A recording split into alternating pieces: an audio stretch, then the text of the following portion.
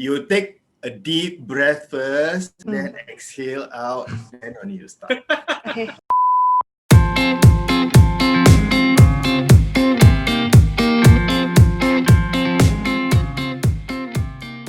We will be inviting 3 special guests on our video to speak about their experience and perspective as a corporate leader themselves. Thank you and enjoy the video. Okay, all right, sure.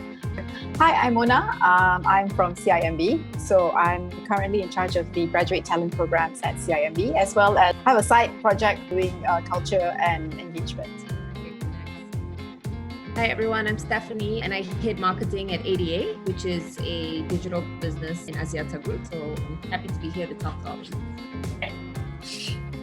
Right, and good afternoon everybody. My name is Zohrab Chong. So very quickly, in the corporate world I've covered, I call it the OTP, operations, technical, as well as the people journeys. So happy to be with all of you here.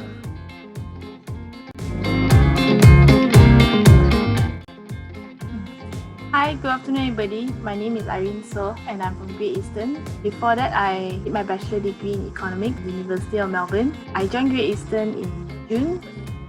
So my name is Melissa. My background is in actual science. I just graduated this year actually from Heriot University. Started with GE in last July. Hi, I'm Elaine here. I'm from embank and my background is in accounting and finance. I graduated from Warwick in 2018.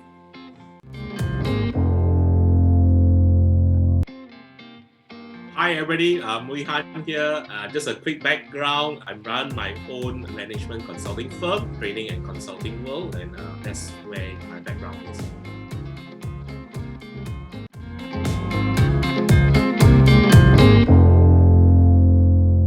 We have different segments for this particular conversation. In different segments, we will get the different panelists to come in and discuss the points. So the whole idea is to really hear from both sides so that both generations can better understand each other, as well as able for us to provide value to the different people that are watching this.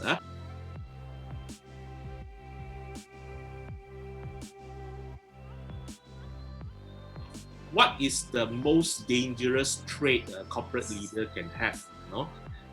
Before I talk about the most dangerous trait, one thing I believe about leadership is that leaders are not necessarily born. I believe that leadership can be developed as long as you put in the effort and that you've got the right coaches and mentors along the way. That being said, what is the most dangerous trait? You might have heard of the term toxic employees. I think you can also have toxic bosses. So what's a toxic boss or toxic manager? It would be somebody who gets the team down, probably doesn't make them feel good about themselves, takes credit for him or herself. So, I think it's very dangerous, to be in a situation where you're burning bridges, you're not building relationships, where your team is unhappy, that the toxic manager is not going to get anyone anywhere These days. All right, thanks, Wihan. So on that note, for me is this. One, the inability to learn to be humble oneself, to know that in a particular situation, I do not have the answer. But please do not go around pretending this is my way. I've tasted more salt than you had. That will be the signal of a downfall. Right? So I guess it's not a dangerous trait, I would say, but I guess I'm guilty of it itself. And sometimes my team will come to me and just stop me and say, do you need help? So the worst thing at times that a leader can do is thinking that not asking for help, being too proud or being too insecure, being too frightened to ask for help. So accepting help, whether it's from someone more senior than you, a peer, or someone junior to you, doesn't make you a worse leader, doesn't make you a weaker leader. Wow, wonderful. Great insights. Maybe let's move the equation a bit and change the discussion now to our young friends.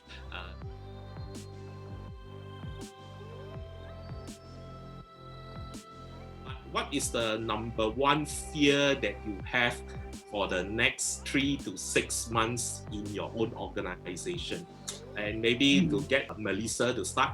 Okay, I think for me and for a lot of young graduates right now, I feel sort of lost in a sense where I don't know in like a few months, in a few years, I don't know where I will be and I don't know what exactly is the right path for me. And I'm the type of person who likes to learn from like different perspectives, try everything. But that fear is always in the back of my mind where like, what if at the end of this program, I still don't know what I want to do? I still don't know where my life is headed. And I still don't know how to be more assertive in my own life and my own decisions. Yeah.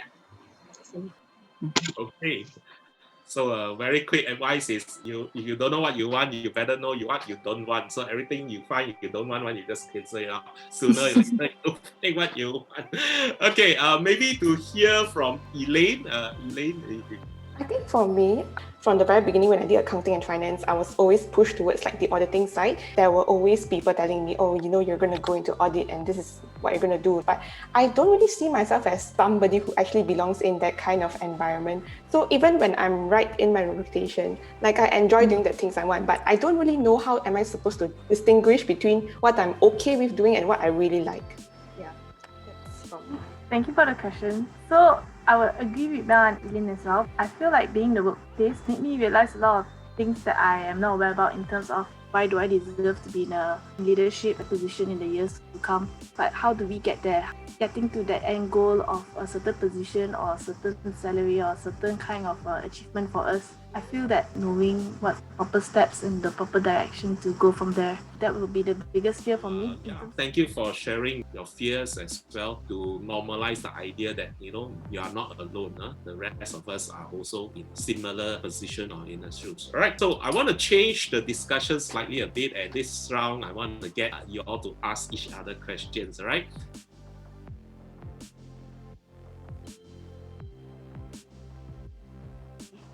Hi, so my question would be for Zohrab. So in terms of hiring young graduates, what do you think is the biggest thing that you look for in them? Thank you, Irene, for the question. In my years of hiring, what I can expect from fresh graduate is really the attitude.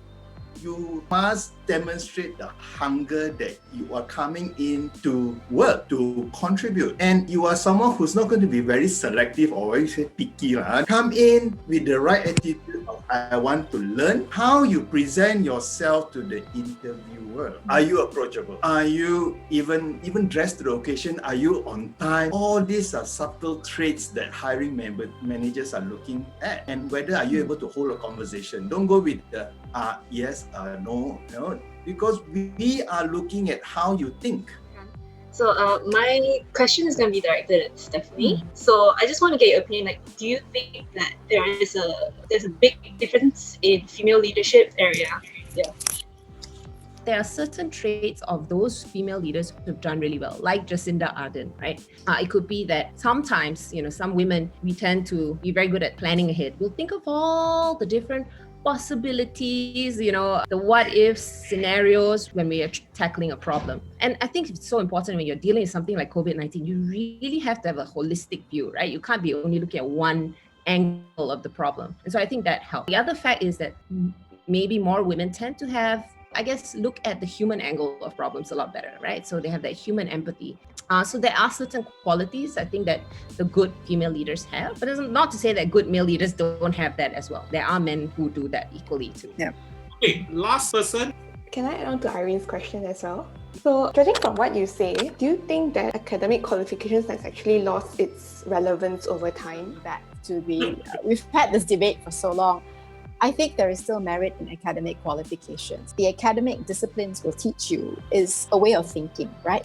It's a learning journey. If you're going to go to university and just slog in your books, not meet anyone, not test the boundaries of what you believe in, your preconceived notions, having your worldview challenged by others, basically going to university teaches you how to learn. It adds on to a particular body of knowledge that somehow will be stored in your mind that you will then draw on when the time comes.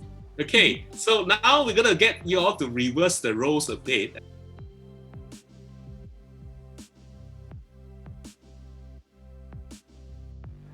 What does success mean to you? How do you define this to life as well as work?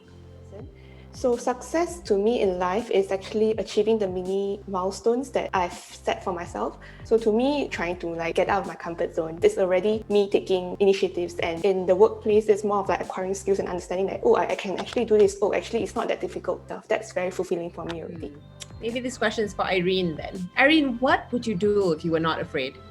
But somehow when it comes to authority, it kind of intimidates me. It's always these kind of occasions, especially now when I feel shaken. I feel like, my capabilities is not good enough just because I couldn't speak when I needed to speak as well. I thought it in my head. Overcome those nerves would be my thing that scares me the most.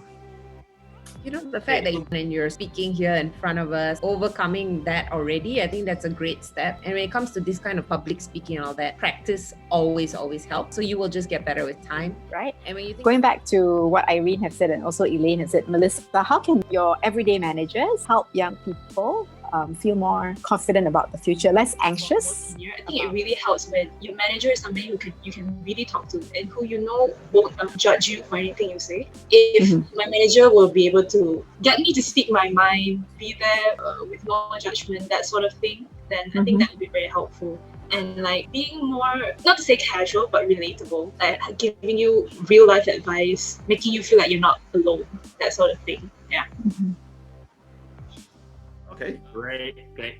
Okay, I think it was a wonderful 1.5 hours. Time flies and we are having fun. Thank you so much everyone for being here. Really enjoyed the conversation and I hope that we get to come together in a more normal times to really have coffee and also continue the discussion. Yeah, thank you so much guys for coming on and talking to us. thanks for having us. Thank you. Thank you. Yeah, thank you. All right.